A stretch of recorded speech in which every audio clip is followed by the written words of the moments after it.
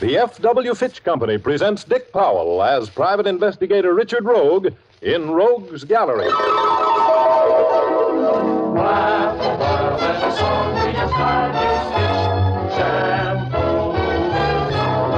despair, use your head, save your hair, use Fitch shampoo. The F.W. Fitch Company, makers of Fitch's saponified coconut oil shampoo and Fitch's shaving creams, presents Dick Powell as Private Investigator Richard Rogue in Rogue's Gallery.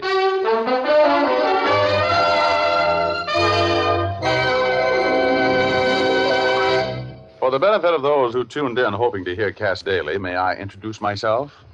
My name is Richard Rogue. I'm a private investigator. I said it and I'm glad. Private investigator. That's the Harvard way of saying I'm a guy who has parlayed a hard head and a great curiosity about other people's affairs into a career. At least that's the way the Homicide Squad's Lieutenant Urban, who shares my interest in unalive bodies, feels about me. And I'd also better tell you now that I have a certain personal idiosyncrasy. I hold audible consultations with my alter ego once in a while when I'm confused and in need of advice. His name is Ugor, which is Rogue spelled backwards, and he's a very fresh little spook. Of course, I wouldn't have known I had an alter ego if Betty Callahan, the girl I would rather be marooned on a desert island with than not, hadn't browbeaten me into reading Sigmund Freud. Betty, who is the sharpest newspaper woman in town, extends upward about 5 feet from the floor, has hair the color of cordovan leather in firelight, and a tip-tilted Irish nose shying away from the most kissable mouth in the world. She's wonderful. And on this day I'm going to tell you about, she and I had lunch together. She had an hour to kill, so she walked back to my office with me. You know, Richard, this is much too nice a day to work. Look, Betty, if you can get rid of that assignment you have for this afternoon, we'll go to the races, huh? Oh, I haven't been out this year. I got some information from Herb Hyde at the cigar store in the lobby. He gave me 2 horses who gave him their word they were ready today. Talking horses? Only to Herb. They don't speak English, but fortunately he speaks horse.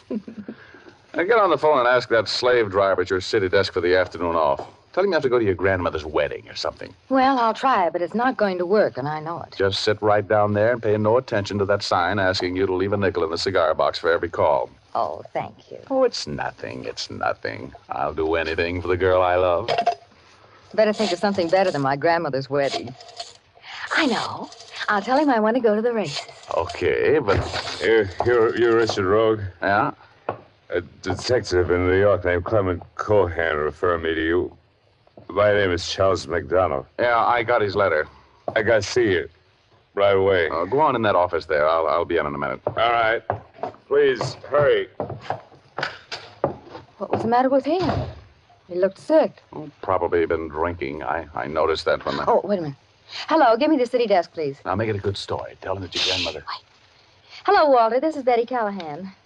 Look, can you put somebody else on that Struble story this afternoon? I want to go to the races. But, Walter... Yes, but... Okay. What did he say? No. Oh. He told me to get right back to the paper, and I like my job, so here I go. Well, then wait a minute. I'll go in and talk with this guy, give him the quick brush and go over with you. Maybe I can talk Walter into letting you take the afternoon off for the betterment of racing, huh? Well, you'll have to hurry. Walter's mad. Well, just take it easy. I'll be right back. Hey, what's the matter? Oh, good Lord, Betty. Richard, what happened? Oh, he fell out of his chair. Yeah. Get Urban on the phone and call it for an ambulance. Oh, Richard. He's dead. Yeah, very dead.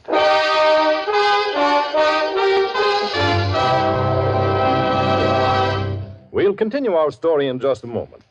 First, impressions often count a lot.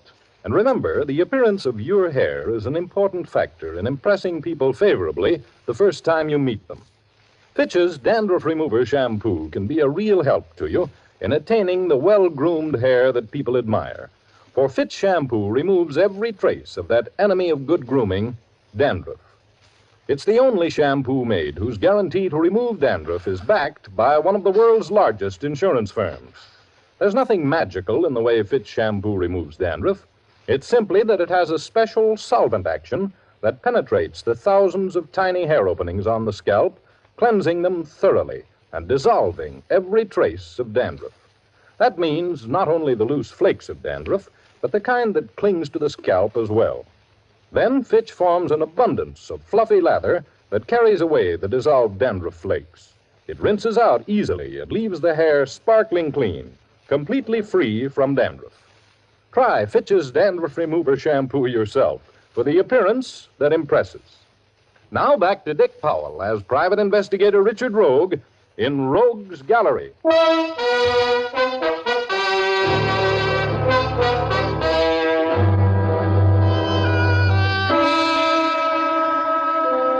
I should be inured to the sight and smell of sudden death by this time, but it always does something to me. It freezes my stomach and gives me a dull ache at the base of my brain. When I left Betty Callahan on the phone in my reception room and walked into my private office, I found my mysterious visitor falling forward out of his chair in death.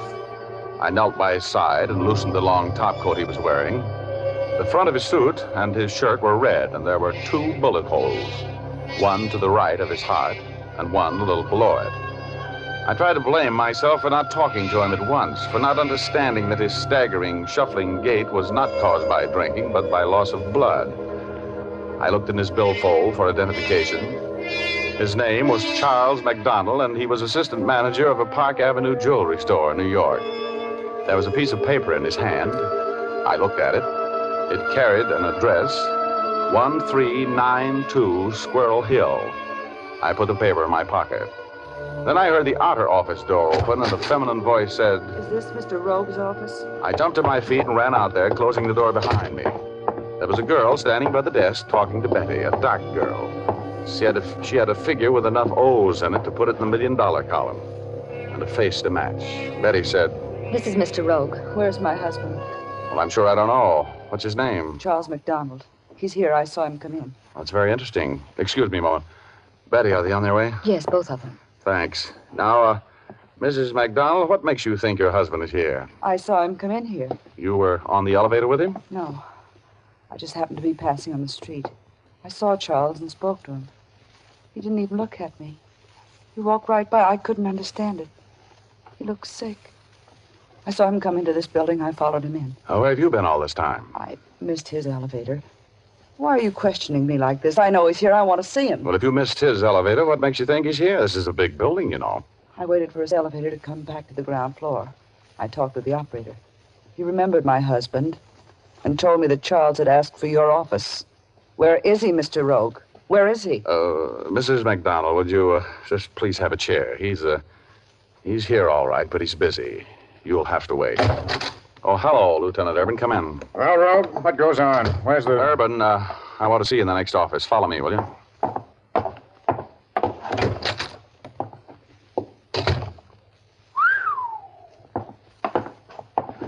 Well, he sure did. How did it happen, Rogie? I'll tell you all I know. He came in here looking pretty sick. I thought he'd been drinking. That long top coat he had on covered the fact that he was bleeding to death. I told him to come in here and wait. I came in about 2 minutes later, just as he pitched forward out of his chair and died. That's when I called you, or had Betty call you. She was here when he came in, saw the whole thing. Looks like a .38 caliber job. 2 around the heart. His name is Charles McDonald, and he's from New York City. Oh, that's interesting. Who's the girl outside with Callahan? His wife. Oh, where does she fit in here? Well, she... Mrs. McDonald, you can't go in there. I want to see Mr. Rogue. Sit down. I'm going in there. No, Mrs. McDonald, no, you can't go in there. I know he's in there. I'm going in. Charles! Charles!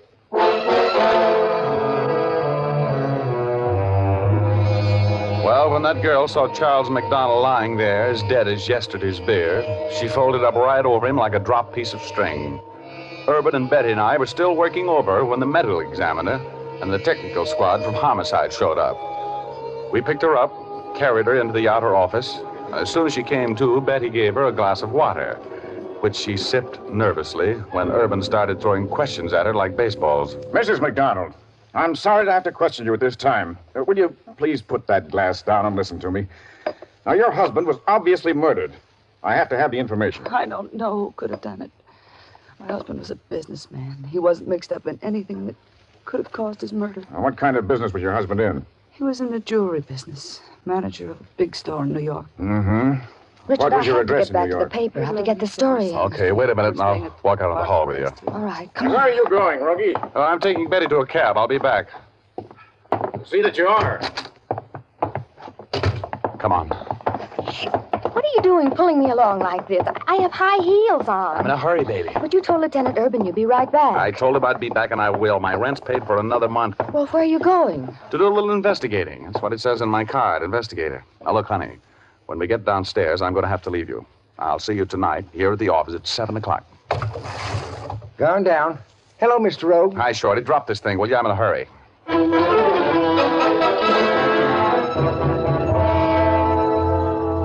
I shot out of that building like a bat out of a belfry and jumped into a cab. I slipped the cab jockey a bill that made his eyes pop open like dropped eggs and told him he could keep it if he could get me to 1392 Squirrel Hill in 5 minutes. That's the address I found in Charles McDonald's hand. We broke every law but the 18th Amendment the next 4 minutes and 50 seconds, and I jumped out of the cab, hit the front steps of that big deserted-looking old house in the dead run. The door was ajar, so I took my gun out of its shoulder holster, put it in my side coat pocket, and walked right into a blackjack. Oh!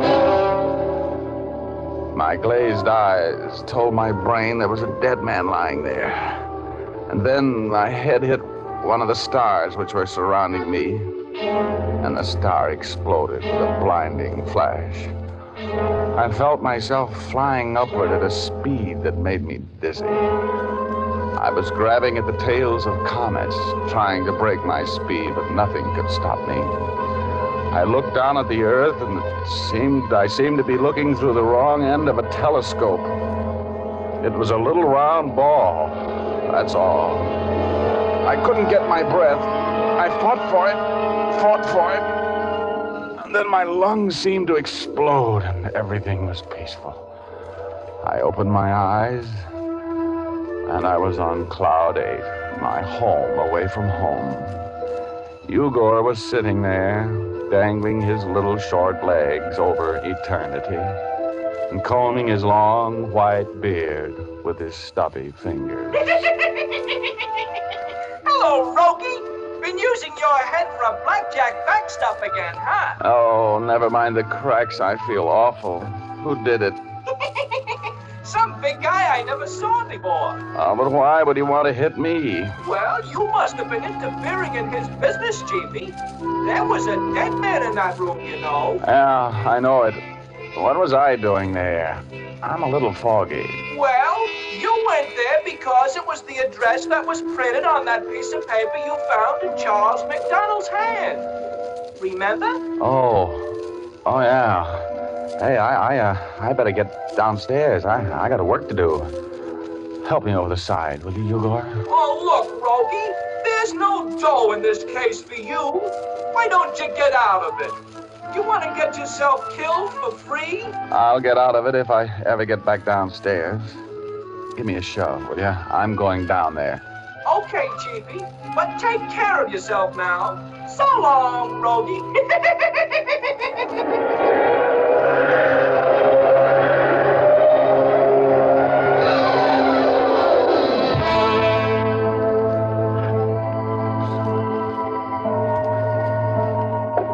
I opened one eye carefully. Then I closed it again so fast that I was afraid the guy who was watching me would hear it snap. He was a big man, and his eyes were the blue of ice cubes. Ice cubes with floodlights behind them. Hot ice. One of his hands was holding a gun, and the gun was pointed right where my heart would have been if it hadn't been in my throat. No use playing possum now, Mr. Rogue. No, indeed. I am aware that you have returned to consciousness. Oh, who are you? My name is Moore. Now come, Mr. Rogue. I realize that you undoubtedly have a headache, probably a splitting headache, and I'm regretful. But we can finish our business in just a moment if you'll sit up and talk with me. Okay, I'll try. Excellent, excellent. Now, Mr. Rogue, where is it? Where is what? Now, time is of the essence. Let us not waste it. You know what I'm speaking of. The Star of Savoy. Where is it? You have to believe me. I don't know whether you're talking about a burlesque dancer, a passenger liner, or a military decoration. What is the Star of Savoy, and why am I supposed to know something about it? You're jesting, of course. Oh, believe me, I never jest with a head like this. Look, Mister, you got the wrong number. Do you think I killed this man here? Oh, indeed, I don't. He was killed by a man named Charles McDonald. You know Mr. McDonald, of course. Oh, vaguely, yes. He was dead when I met him. Delightful sense of humor. I always admire a man with a sense of humor. Good. Well, then, look, I am going to get out of here. That's possible. Entirely possible. After you tell me where I may find the Star of Savoy, Mr. Rogue. I don't know. I don't know anything about it. Don't even know what it is. It's a large diamond, Mr. Rogue, one of the largest in the world, formerly owned by the Hohenzollern family, recently the property of a New York collector of famous jewels. It's a magnificent jewel, Rogue. Magnificent. Where is it? I don't know. I suppose you think I came here after it. Oh, I wouldn't know about that, Mr. Rogue. But you say you met my friend Charles MacDonald after he was dead. Very cleverly put. But when MacDonald left here, he went from here directly to your office. He was carrying the Star of Savoy in his coat. I know that to be true. I was following him. Well, we searched him, the police and I. He didn't have the Star of Savoy or any other diamond over a carat any place on him. That's the truth. Only thing I found on him was this address. That's why I came here. That's very strange. Yes, quite baffling. Have you met a strikingly beautiful girl? Tall, black hair, brown eyes, very appealing. You mean McDonald's wife? Well, yes, McDonald's wife. You've met her? Yes, she was at my office when he died. Who is this stiff here? Oh, a former partner of mine. He was attempting to double-cross me, poor fellow. You see, Rogue, he and I had a market for the Star of Savoy, a very fine market. That's why we hope to get it from Mr. MacDonald today. MacDonald was most unreasonable, most unreasonable. Of course, I intend to continue in my efforts to acquire the Star of Savoy. This dark young lady, Mrs. MacDonald, was she alone with him at any time? Either while he was alive or after his death? Well, no. She came into my office and saw that he was dead and fainted. Oh, I see. Well, Mr. Rogue, I'm inclined to believe your story about knowing nothing about my diamond. I think I'll be running along. But just to make sure that you don't use your meager talents to pursue me, I'll have to... Oh!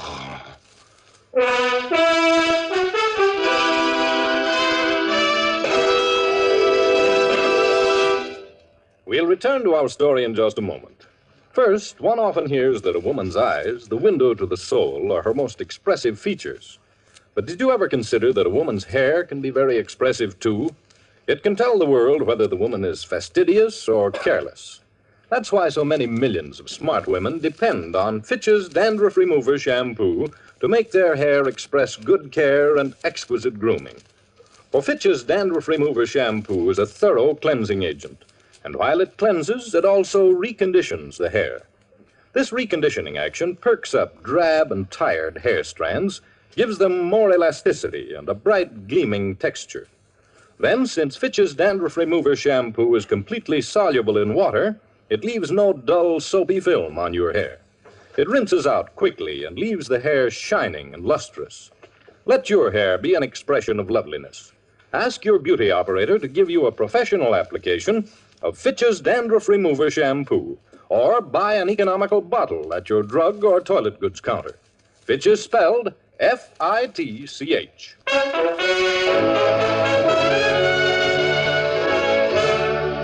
Now back to Dick Powell as Private Investigator Richard Rogue in Rogue's Gallery.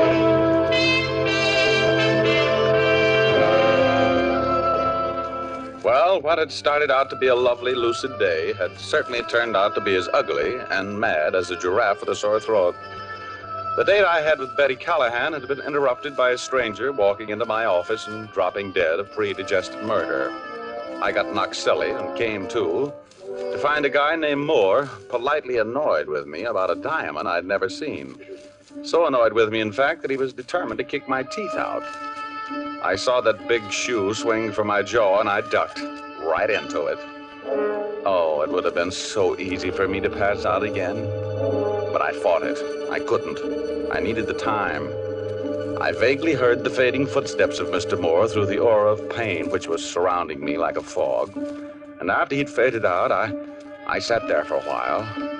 Then I got to my hands and knees and crawled until my head cleared a little. When I got to my feet, I ran out of the house, grabbed a cab for the Park Crest Hotel. I thought I'd find Moore there looking for Mrs. McDonald. Oh, I must have looked like a hit-and-run victim as I approached the very proper clerk. He backed away, but I reached across the counter and grabbed him. Let go of me. I want some information. I want it fast. What room is Mrs. Charles McDonald of New York City in? Mrs. McDonald? Stop stalling. What's her room number? We have a Mr. McDonald, but there is no Mrs. McDonald. His wife is in New York. How do you know that? I sent a wire to her for him last night. There's no Mrs. McDonald out here. And now let me go before I call the house officer. I remembered then. Mr. Moore had hesitated when I pegged that tall, dark girl as Mrs. McDonald. That girl was an imposter. My head was still doing the Virginia reel with variations on the turns, but I couldn't slow up now. In spite of the racket inside my skull, I was thinking straight and clearly.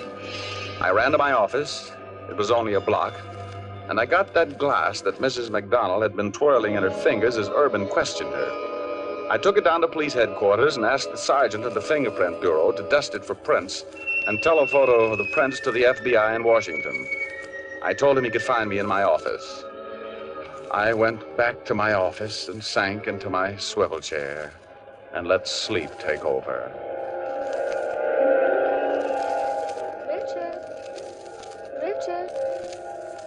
Richard.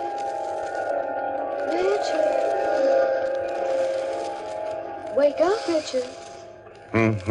No? Richard, what has happened to you? Oh, honey, you look so awful. Oh, Betty. Hello, baby. What are you doing here? It's 7 o'clock, Richard. You told me to meet you here at 7 o'clock. 7? Oh, 7 it is? Oh, hey, what about those fingerprints? Fingerprints? Yeah, excuse me a minute, baby. I gotta call the Identification Bureau. You should be in a hospital. Oh, Richard, you can't take me to dinner looking like that. Oh, honey, think how I feel. Identification Bureau. Sergeant James. Oh, Sergeant, this is Richard Rogue. Did you get an answer from the FBI on those prints I gave you? Yeah, it just came in, Rogue. They belong to a girl named Alice Ryan. 3 years ago when they took them at the aircraft company where she worked.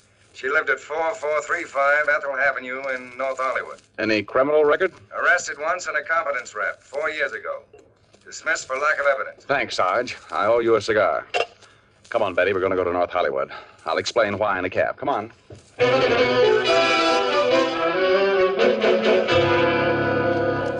No, Alice does not live here anymore. She moved into Los Angeles about 7 months ago when she quit her job at the airplane factory. Did she leave a forwarding address? Oh, yes, I'll get it for you. Just a minute. You think she has the diamond, don't you, Richard? Sure. She lifted it off McDonald's body when she fainted over him. Oh, how awful. Here it is. It is a long drive from here in Los Angeles. Thanks.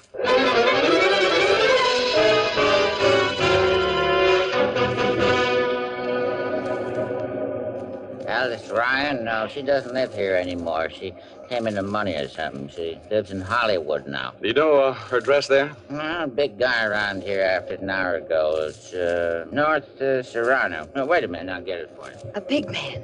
That's the man Yeah, that's the man. He has an hour's head start. Here it is. I wrote it down for you. Oh, thank you, sir.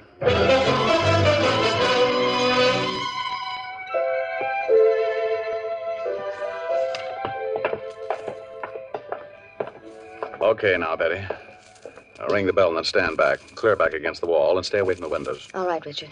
You take care of yourself now. I always do. Stand where you are, and I'll go knock on the door. All right.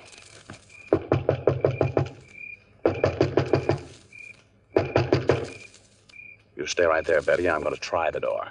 Now stay where you are. I will.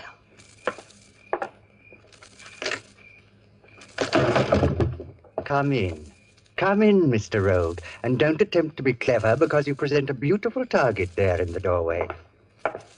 Where's Alice Ryan? She's here. Drop your gun, please, Mr. Rogue. I can see you, you know. I have a bit of advantage. Drop your gun, Mr. Rogue. Close the door, Mr. Rogue. Now that I've turned the light on, you can see that you have found Alice Ryan. Oh, brother. Yes, I'm sorry. I was forced to eliminate her, Mr. Rogue. She was most unreasonable about giving me the Star of Savoy. She chose to pit her ordinary brain against my genius in this race to see who would be the possessor of the stone after Charles McDonald was eliminated. And now, Mr. Rogue, you find yourself in much the same position. Yeah, I guess I'm not very smart. You have the diamond? Indeed, I have. And I think perhaps you deserve a glimpse of it. There. Is that not the most inspiring sight you ever seen, Mr. Rogue? Look at it. Glistening there. 100 people have died, I would imagine, Mr. Rogue, in the history of this stone. Yes, at least 100.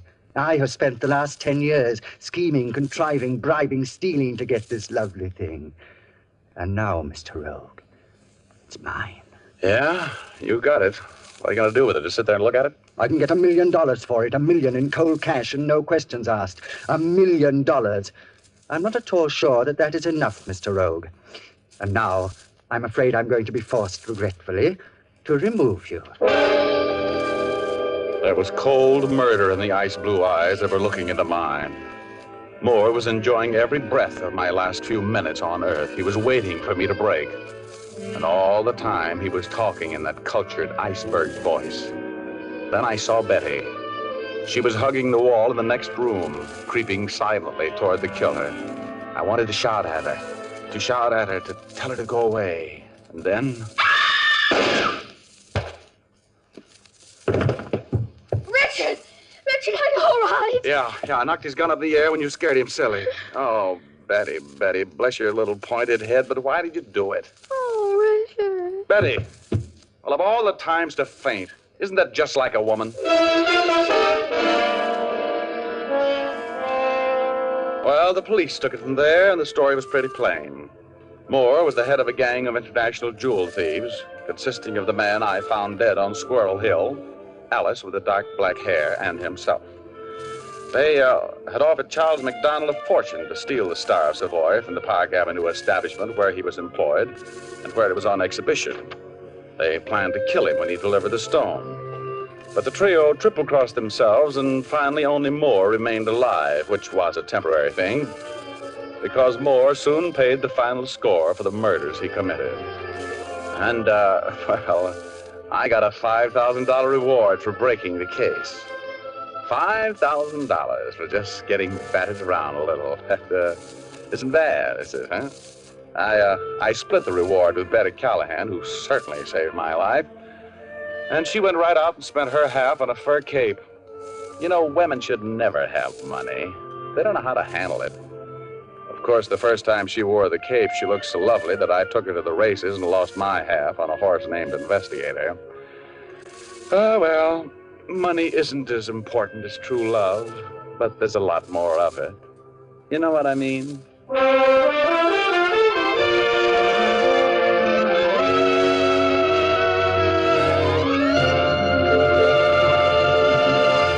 This is Dick Powell again, ladies and gentlemen. It's awfully nice to meet you on a new network. I hope you enjoyed our story tonight. Ray Buffum wrote it. Leith Stevens composed and conducted the music, and Dee Engelbach produced and directed. Be with us again next Sunday, will you? We have a story for you about a triangle, a rendezvous, and a plan that failed. We call it Lady with a Gun. Thanks for listening, and now here's Jim Doyle. Listen again next week at this same time to hear Dick Powell as Private Investigator Richard Rogue in Rogue's Gallery. Laugh a while, let a song be your style. Use pitch shampoo. Don't despair, use your head, save your hair. Use pitch shampoo. After and between Fitch shampoos, you can keep your hair shining and manageable by using a few drops of Fitch's Ideal Hair Tonic every day. Fitch's Ideal Hair Tonic is not sticky or greasy, yet it gives your hair that well-groomed look.